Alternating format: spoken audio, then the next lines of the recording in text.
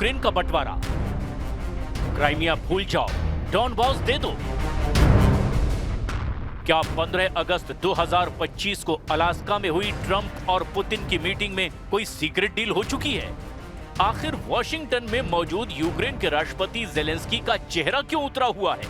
क्यों ट्रंप ने जेलेंस्की पर धौंस जमाते हुए दो टूक कह दिया कि पूर्वी यूक्रेन का डॉनबास का इलाका रूस के हवाले कर दो या फिर लंबी और विनाशक जंग के लिए तैयार रहो? पिछले 10 घंटे में अमेरिका में इस वक्त जेलेंस्की के साथ साथ यूरोप और यूरोपियन यूनियन के 7 टॉप लीडर पहुंचे हुए हैं, जो पूरी कोशिश कर रहे हैं कि रूस की शर्तों पर युद्ध विराम ना हो। लेकिन जिस तरह से ट्रंप ने अपने इरादे जाहिर किए हैं, उससे साफ है कि राष्ट्रपति पुतिन पूर्वी यूक्रेन के बहुत बड़े इलाके पर कब्जा करने वाले हैं और राष्ट्रपति ट्रंप की तरफ से कहीं ना कहीं पुतिन को हरी झंडी मिल भी चुकी है। ऐसे में सवाल उठ रहे हैं कि अगर ट्रंप पुतिन से सीक्रेट डील यूक्रेन के बंटवारे पर कर चुके हैं, तो फिर ऐसी स्थिति में यूक्रेन का साथ यूरोप कैसे दे पाएगा, जो इस वक्त अमेरिका में ट्रंप से मीटिंग करके यूक्रेन को बचाने की कोशिश में जुटा है। हम आपको सबसे पहले ये दिखाते हैं कि इस वक्त अमेरिका की राजधानी वॉशिंगटन डीसी में रूस यूक्रेन युद्ध को लेकर ट्रंप की सोच क्या है और वो जेलेंस्की से क्या चाहते हैं। आधा यूक्रेन रूस को देंगे ट्रंप, क्राइमिया भूल जाओ, डॉनबास दे दो।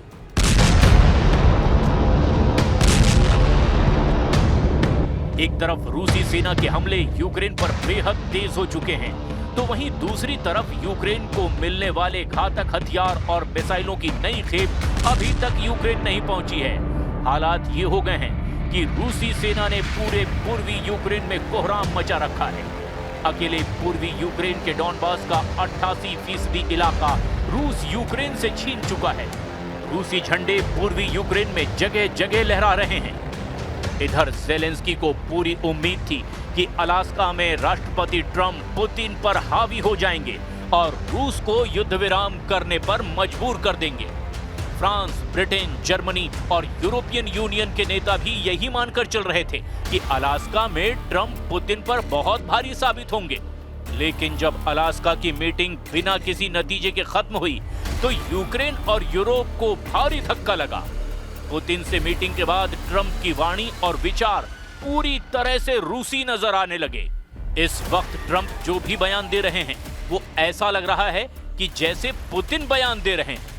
ट्रंप के ताजा बयानों ने तो साबित कर दिया है कि वो जेलेंस्की को यूक्रेन की जमीन सौंपने के लिए धमका रहे हैं। जरा देखिए, ट्रंप ने वॉशिंगटन में मीटिंग से पहले यूक्रेन और यूरोप को क्या नसीहत दे डाली। अलास्का मीटिंग का रेफरेंस देते हुए ट्रंप ने 2 टूक पोस्ट में लिखा कि रूस पर बड़ी प्रगति हुई है। ट्रंप ने अब गेंद यूक्रेन के पाले में डाल दी है।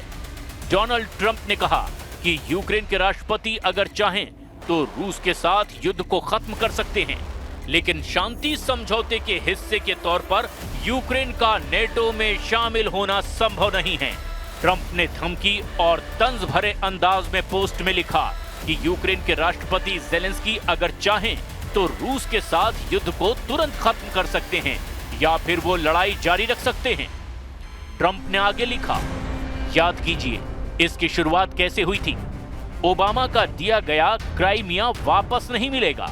12 साल पहले बिना एक भी गोली चलाए, और यूक्रेन नेटो में शामिल नहीं होगा। कुछ चीजें कभी नहीं बदलती। वहीं ट्रंप के विशेष दूत स्टीव विटकॉफ ने अमेरिकी मीडिया को दिए इंटरव्यू में कहा कि पुतिन ने अमेरिका को यूक्रेन के लिए मजबूत सुरक्षा गारंटी देने पर सहमति जाहिर की है। विटकॉफ ने रूस यूक्रेन के बीच अधिकार क्षेत्र के मुद्दे पर चर्चा की है, खासकर उन 5 क्षेत्रों का जिक्र किया जिन्हें उन्होंने हमेशा से समझौते का मूल बताया है। ये 5 क्षेत्र क्राइमिया, लुहांस्क, डोनेस्क, जापोरेजिया और खेरसॉन हैं। लुहांस्क, डोनेस्क, जापोरेजिया और खेरसन क्षेत्रों में रूस ने 2022 में जनमत संग्रह के बाद अपने क्षेत्र में मिला लिया था। हालांकि उस जनमत संग्रह को अंतर्राष्ट्रीय स्तर पर दिखावा माना जाता है। अब जिस तरह से ट्रंप पुतिन की भाषा बोल रहे हैं, उससे साफ है कि पुतिन लगभग आधे यूक्रेन पर कब्जा कर लेंगे। lavorare. Io penso che il lavoro che faremo oggi sarà da questo punto di vista un lavoro importante. Chiaramente non ci sono soluzioni facili quando si tratta di fermare una guerra, di costruire la pace. Io penso che dobbiamo esplorare tutte le soluzioni possibili per garantire pace, per garantire giustizia, per garantire la sicurezza delle nostre nazioni, e l'Italia porta tutto il contributo di idee e di proposte che ha già dimostrato di saper garantire. Washington में operation Ukraine, Zelensky पर भारी आधी रात। वहीं दूसरी तरफ दुनिया की निगाहें व्हाइट हाउस पर टिकी हुई हैं, जहां राष्ट्रपति ज़ेलेंस्की और यूरोपीय देशों के नेता ट्रंप से मीटिंग करने के लिए पहुंच चुके हैं।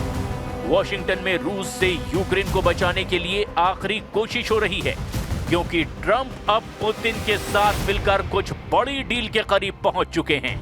इधर ज़ेलेंस्की और यूरोपीय नेताओं के साथ ट्रंप की मुलाकात होगी, जिसके बाद तय हो जाएगा कि रूस यूक्रेन युद्ध रुकेगा या फिर बेहद तेज होगा। बताया जा रहा है कि ज़ेलेंस्की और ट्रंप के बीच होने वाली इस बैठक के दौरान ब्रिटेन के पीएम कीर स्टारमर, फ्रांस के राष्ट्रपति इमैनुअल मैक्रोन, इटली की PM Giorgia Meloni, German chancellor Friedrich Merz भी मौजूद रहेंगे। हम आपको ये भी बता दें कि अमेरिका पहुंचने वालों में फिनलैंड के राष्ट्रपति अलेक्जेंडर स्टब और यूरोपीय आयोग के अध्यक्ष उर्सुला वॉन डेर येलेन भी हैं। अमेरिकी समय के मुताबिक ये मीटिंग दोपहर 1 बजे यानी भारतीय समय के मुताबिक ये मीटिंग रात 9:30 बजे से शुरू हो चुकी है। सोमवार का दिन या तो यूक्रेन के लिए समाधान लाएगा या फिर सर्वनाश ला सकता है। War in Ukraine has been going on a really long time now. I mean, 3+ years. Hugely impacted the Ukrainians who suffered hugely, but it's also impacted Europe. It's impacted every single family and community in the United Kingdom, and so everybody wants it to end, not least the Ukrainians.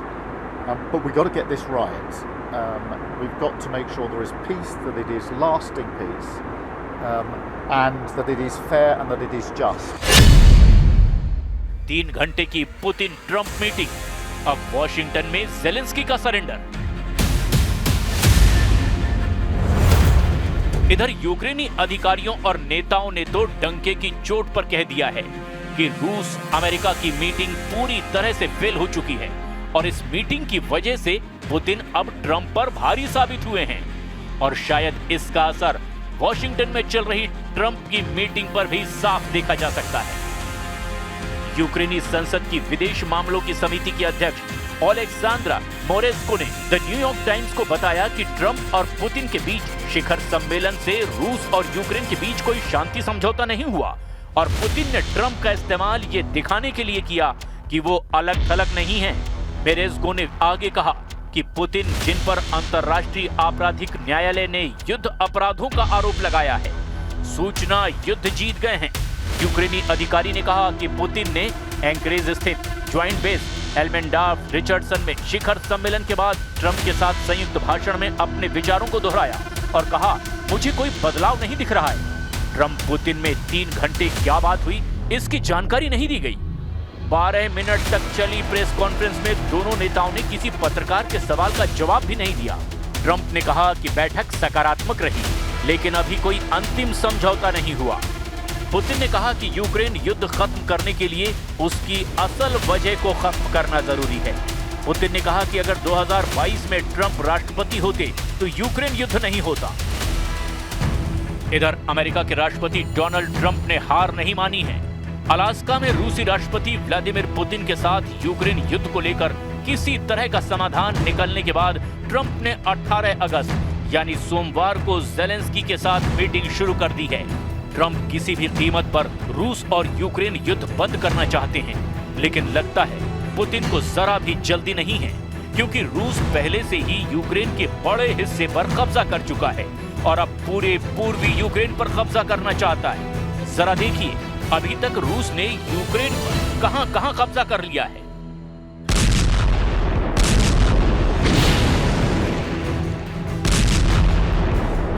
रूस के रक्षा मंत्रालय ने कहा कि रूसी सेना ने Ukraine institute for the study of war यानी ISW ने 8 अगस्त 2025 की जमीन रिपोर्ट के मुताबिक कुछ ऐसे दावे किए हैं जो हैरान करने वाले हैं। ISW के मुताबिक रूस यूक्रेन की जमीन के 5वें हिस्से पर कब्जा कर चुका है, जो लगभग 1,14,500 वर्ग किलोमीटर का इलाका होता है। तो वहीं दूसरे दावे में कहा गया कि रूस ने यूक्रेन की लगभग 1,61,000 वर्ग किलोमीटर इलाके पर कब्जा कर लिया है। रूस से यूक्रेन के खार्किव, लुहांस्क, डोनेट्स्क, जापोरेजिया और खेरसॉन क्षेत्रों से होकर लगभग 1,000 किलोमीटर तक बॉर्डर फैला हुआ है। रूस जापोरेजिया और खेरसॉन क्षेत्रों के लगभग 3/4 हिस्से पर कब्जा कर चुका है। इसके अलावा यूक्रेन के खार्किव, सुमी, माइकोलाइव और निप्रोपेट्रोव्स्क क्षेत्रों के कुछ हिस्सों पर भी रूसी कब्जे हो चुके हैं। सुमी और खार्किव क्षेत्रों में रूस लगभग 400 वर्ग किलोमीटर को कंट्रोल कर चुका है। निप्रोपेट्रोव्स्क में रूस ने सीमा के पास एक छोटा सा क्षेत्र अपने कब्जे में ले लिया है। रूस ने लुहांस्क और डोनबॉस क्षेत्रों से बने डॉनबॉस नाम के भूभाग में 46,570 वर्ग किलोमीटर यानी 88% क्षेत्र पर कंट्रोल कर लिया है। यूक्रेन के पास अभी भी डॉनबॉस का लगभग 6,600 वर्ग किलोमीटर का इलाका बचा है। हालांकि रूस अपनी अधिकांश ऊर्जा डोनेट्स्क मोर्चे पर केंद्रित कर रहा है और अपने नियंत्रण से बाहर बचे हुए अंतिम प्रमुख शहरों की ओर बढ़ता जा रहा है। अब देखना यह होगा कि वॉशिंगटन में मौजूद ज़ेलेंस्की को व्हाइट हाउस से गुड न्यूज मिलती है या फिर बारूदी फैसला जो यूक्रेन के साथ साथ यूरोप के लिए भी नासूर बन सकता है।